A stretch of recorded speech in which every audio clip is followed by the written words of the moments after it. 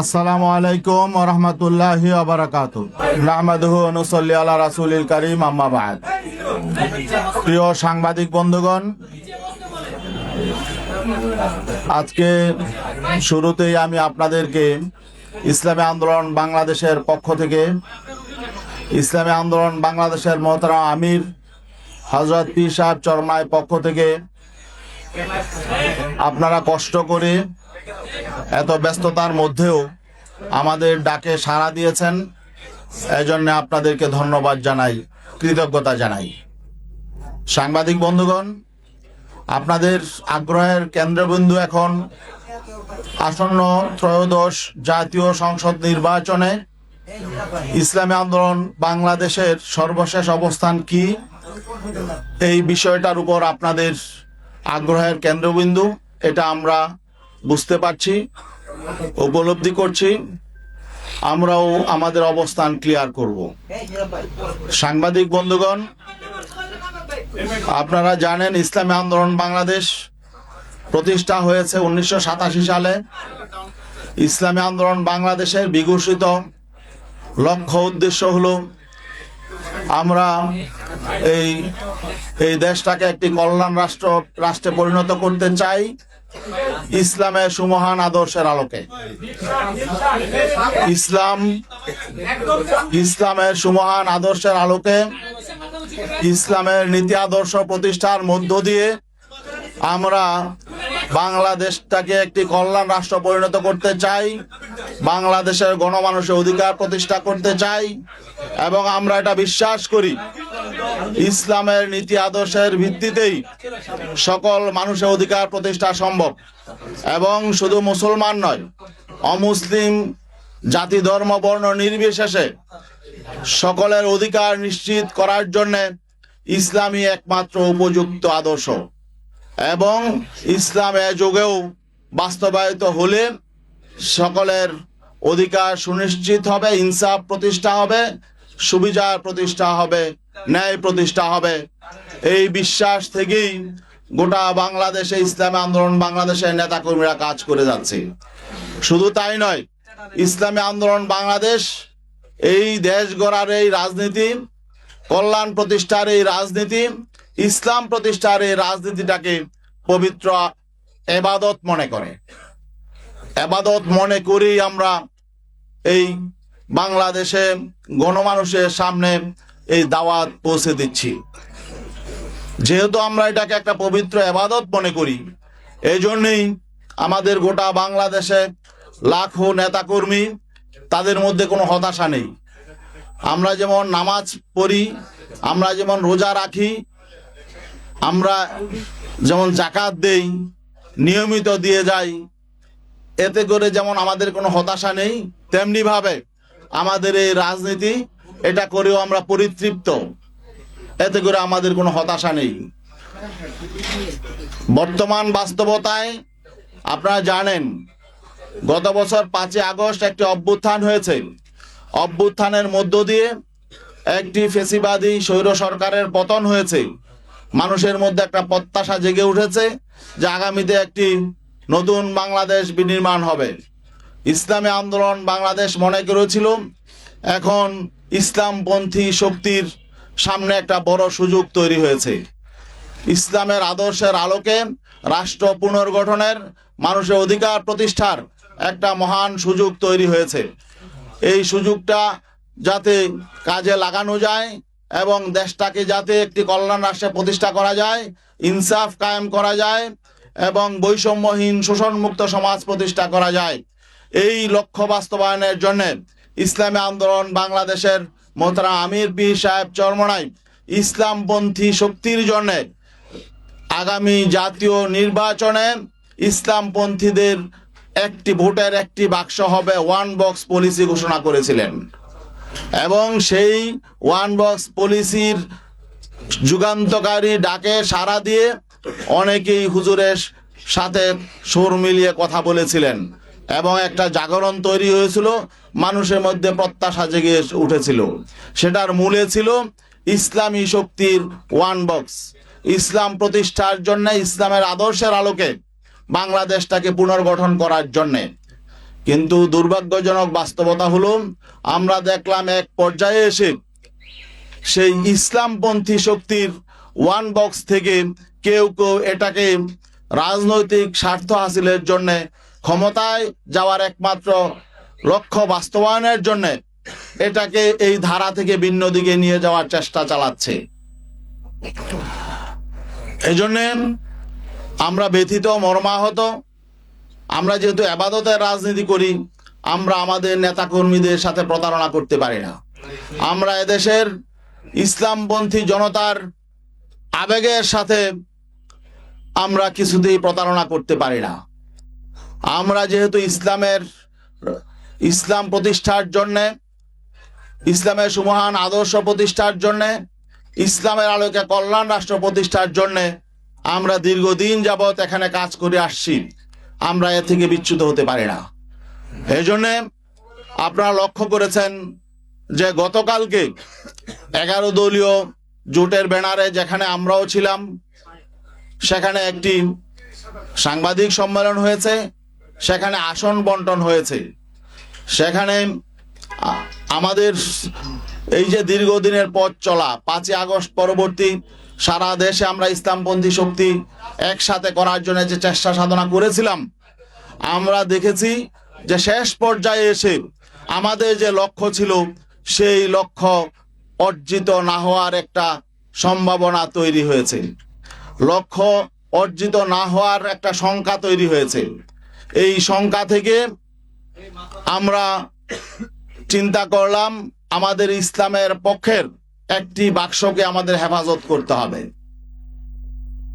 এই জন্যে ইসলামী আন্দোলন বাংলাদেশ, যদিও আমরা জানি সামনে আমাদের পথ চলা হয়তো মসৃণ নাও হতে পারে, কারণ আমরা ক্ষমতার রাজনীতি আমরা সেভাবে করি না। আমাদের মূল লক্ষ্য ইসলাম। ইসলামকে আমরা আগে রাখি। আমাদের আমরা নীতি আদর্শের রাজনীতি করি। আর এখানে আমরা দেখছি যে নীতি আদর্শের প্রশ্নে, রাজনৈতিক প্রশ্নে, ইনসাফের প্রশ্নে আমরা বৈরিতার শিকার হয়েছি। সেই জন্যে আমরা আজকে আপনাদের সামনে ঘোষণা দিতে বাধ্য হচ্ছি যে ইসলামী আন্দোলন বাংলাদেশ আসন্ন ত্রয়োদশ জাতীয় সংসদ নির্বাচনে যে 270টি আসনে মনোনয়নপত্র সাবমিট করেছে, এর মধ্যে আপিলে 2 জন বাতিল হয়েছে। বাকি 268 জন সংসদ সদস্য প্রার্থী এখনো পর্যন্ত মাঠে কাজ করছেন।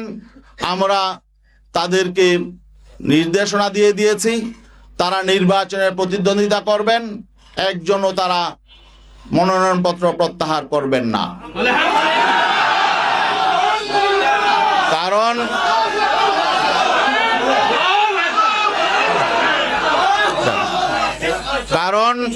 কারণ আমরা ইসলামী জনতার যে প্রত্যাশা, যে এখানে একটা বিষয় স্পষ্ট করে বলতে হয় যে আমরা কেন এই সিদ্ধান্তে আসলাম। জানেন যে এখানে বাংলাদেশ জামাতে ইসলামী একটি বড় শক্তি ছিল, অস্বীকার করার সুযোগ নেই। তাদের শক্তি সামর্থ্য অনেক বেশি, ঠিক আছে, কিন্তু আমরা আদর্শিকভাবে, নৈতিকভাবে আমরা কারো চেয়ে দুর্বল নই। আজকে আমাদের দুঃখজনক বাস্তবতা হলো আমরা অবাক বিস্ময়ের সঙ্গে দেখলাম জামাতে ইসলামী সম্মানিত আমির জনাব ডাক্তার শফিকুর রহমান, তিনি স্পষ্ট করে বলেছেন যে তারা ক্ষমতায় গেলে প্রচলিত আইন অনুযায়ী রাষ্ট্র পরিচালনা করবেন।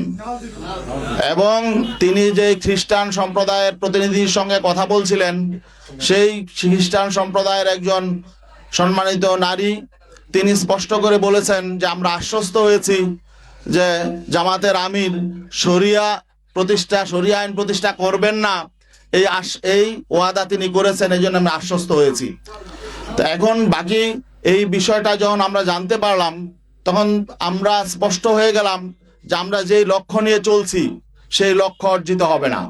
কারণ আজকে যখন রাষ্ট্র ক্ষমতা যাওয়ার মতো একটা পরিস্থিতি তৈরি হয়েছে, এখন যারা প্রধান শক্তি তারাই যদি ইসলামের সুমহানী আদর্শ থেকে ভিন্ন দিকে চলে যায়, তারা যদি ইসলামী আইনের প্রতি তাদের আস্থা না থাকে, তাহলে আমরা যে কর্মী সমর্থক নিয়ে সারা দেশে ইসলামের পক্ষে কাজ করে যাচ্ছি, এই স্বপ্নই থেকে যাবে। এবং আজকে আমরা অবাক বিস্ময়ের সাথে লক্ষ্য করছি, জামাতে ইসলামীর বাংলাদেশের সারা দেশে লক্ষ লক্ষ কর্মী সমর্থক আছেন। আমরা জানি বাংলাদেশ জামাতে ইসলামী তাদের জন্মের পর থেকে একটা মৌলিক স্লোগান ছিল যে আল্লাহর আইন চাই, সৎ লোকের শাসন চাই। এখন যখন ক্ষমতায় যাওয়ার মতো অবস্থা তৈরি হয়েছে, তখন তারা আল্লাহর আইন থেকে সরে গেলেন। তারা প্রচলিত আইনে রাষ্ট্র পরিচালনা করবেন এই কথা যখন ঘোষণা করলেন, তখন আমাদের প্রশ্ন জাগে যে সারা বাংলাদেশে এই বাংলাদেশ জামাতে ইসলামীর নেতা কর্মীদের এই যে আবেগ অনুভূতি, এই বিষয়টার প্রতি তারা আসলে খেয়াল করে নাই। আমাদের যেটা মনে হয়েছে, তারা ক্ষমতাটাকেই একমাত্র মুখ্য মনে করছে। তো এখন আমরা আসলে তাদের ক্ষমতায় যাওয়ার পথে বাধা হতে চাই না। আমরা বিনয়ের সাথে বলতে চাই, আমরা এই প্রচলিত আইনে বিগত 54 বছর রাষ্ট্র পরিচালিত হয়েছে। এই প্রচলিত আইনে শান্তি প্রতিষ্ঠায়, কল্যাণ প্রতিষ্ঠায় প্রচলিত আইন ব্যর্থ হয়েছে। এই প্রচলিত আইন বৈষম্য তৈরি করেছে। অন্যায় অবিচারের মূল হলো প্রচলিত আইন। অতএব আমরা তো সবসময় বলে আসছি, প্রচলিত আইন পরিবর্তন করে সেখানে আল্লাহর দেয়া আইন এবং ইসলামের সুমহান আইন, যেটা সকলের জন্য সমান এবং ধর্মবর্ণ নির্বিশেষে সকলের অধিকার প্রতিষ্ঠা করবে, আমরা তো সেই আইন প্রতিষ্ঠার জন্য আন্দোলন করি। এখন শেষ মুহূর্তে যদি আমরা দেখি যে আসলে প্রধান যে রাজনৈতিক শক্তি, আমাদের সহযোগী শক্তি ছিলেন, তারা যখন নাকি বলছেন যে না, তারা সে আল্লাহর আইনের পথে চলবেন না, বরং প্রচলিত আইনেই তারা রাষ্ট্র পরিচালনা করবেন, তখন আমরা তাদের সহযোগী হওয়ার জন্য আমরা প্রস্তুত নই।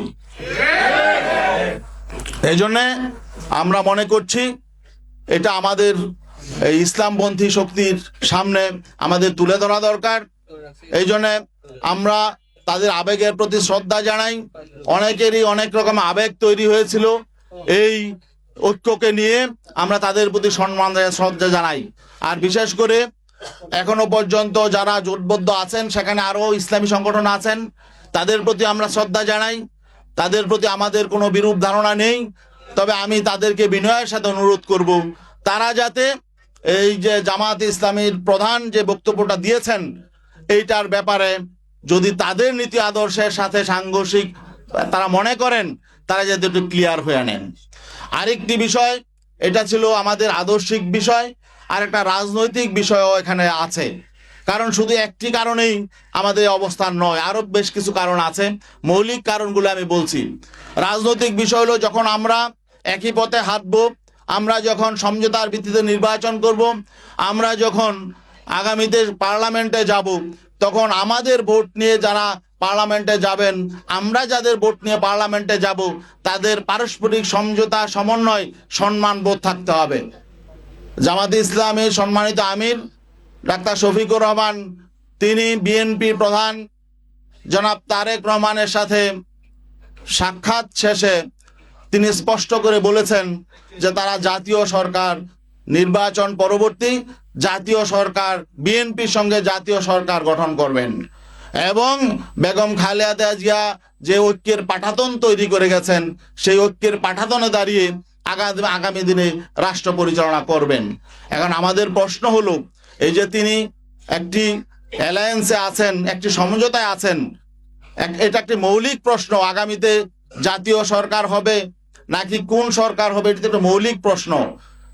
যেহেতু আমরা এদের প্রতিদ্বন্দ্বী, একটি প্রতিদ্বন্দ্বী শক্তির সাথে গিয়ে উনি নিজে ঘোষণা দিয়ে আসলেন তিনি জাতীয় সরকার করবেন, তাদের ঐক্যের পাঠাতনে দাঁড়িয়ে রাষ্ট্র পরিচালনা করবেন, তাহলে এখানে আমাদের সাথে তো বিষয়টা তিনি ডিসকাস করেন নাই। অন্যান্য শরিকদের সাথে তিনি এককভাবে ঘোষণাটা দিয়ে আসলেন।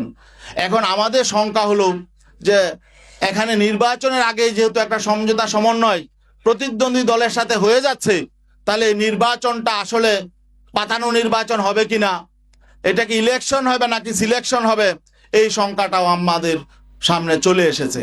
তো এই শঙ্কা নিয়ে আমরা তো আসলে মানে সহযোগী হতে চাই না কারো। আমরা চাই একটি প্রতিদ্বন্দ্বিতাপূর্ণ নির্বাচন। বাংলাদেশে স্বাধীনতা পরবর্তী যে নির্বাচনী যে কলঙ্ক হয়েছে, সেই কলঙ্ক থেকে আমরা বেরিয়ে আসতে চাই। আর আমরা এমন সমঝোতার নির্বাচন, নিজেদের মধ্যে ভাগাভাগির নির্বাচন এবং সিলেকশনের নির্বাচন, এটা আমরা চাই নাই। মানুষ এটা চায় না, কিন্তু আমরা সেই আশঙ্কা করছি। সেই আশঙ্কা থেকেও আমরা শঙ্কিত যে আগামী দিনে আসলে সুষ্ঠু, নিরপেক্ষ, গ্রহণযোগ্য নির্বাচন হবে কিনা, নাকি আমাদের সাথে ঐক্য করে তলে তলে আবার ভিন্ন রকম কিছু হবে, এই আশঙ্কাটাও আমাদের মধ্যে দেখা দিয়েছিল। তো এই জন্যে আসলে আমরা মনে করছি এগুলো জনগণের সামনে প্রকাশ করা দরকার। জনগণও বুঝতে পারছে, উপলব্ধি করছে। আমাদের কাছে বিভিন্ন দিক থেকে বিভিন্ন সংবাদ আসছে, বিভিন্ন রাষ্ট্রের সাথে বিভিন্ন পরিকল্পনা করা হচ্ছে, কি হচ্ছে এটাও আমরা জানি না। এখন বিশ্বস্ত, এখানে সমঝোতা সমন্বয় হতে হলে, ঐক্য হতে হলে পারস্পরিক শ্রদ্ধা, বিশ্বাস, আস্থা লাগে। আমরা আস্থা, বিশ্বাস, শ্রদ্ধার জায়গা যখন ভেঙে যায়, তখন তো আসলে সেখানে ঐক্য টিকে না। এই জন্যে আমি ইসলামী আন্দোলন বাংলাদেশের মোহতারাম আমিরের পক্ষ থেকে আদিষ্ট হয়ে আজকে আপনাদের সামনে এই কথাগুলো বললাম। আপনাদের যদি আরো কোনো ব্যাপারে কোনো প্রশ্ন থাকে। ও আরেকটা বিষয়, আমাদের যেহেতু 268 আসনে ক্যান্ডিডেট আছে আর 32টা আসন এখনো ফাঁকা আছে, এই 32 আসনেও আমরা সমর্থন দিব। সেখানে কাদেরকে আমরা সমর্থন দিব সেটা আমরা মনোনয়নপত্র প্রত্যাহারের পরে আমরা ডিসাইড করব। আমাদের নীতি, আদর্শ এবং লক্ষ্যের সাথে যাদের মিল হবে, তাদের সাথে সহযোগ্য ক্যান্ডিডেট, তাদেরকে আমরা ইনশাল্লাহ সমর্থন দিব। এবং আমরা আশাবাদী গোটা বাংলাদেশের 300 আসনেই আমাদের পক্ষের ক্যান্ডিডেট থাকবে ইনশাল্লাহ, যাতে ওয়ান বক্স, যাতে পিসাব চরমনায় ইসলামের পক্ষে ওয়ান বক্স, সেটা যাতে সঠিক বাস্তবায়ন আগামী নির্বাচনে থাকে। এই জন্য আমরা ইনশাল্লাহ এই ব্যবস্থা আমরা করব। সবাইকে ধন্যবাদ।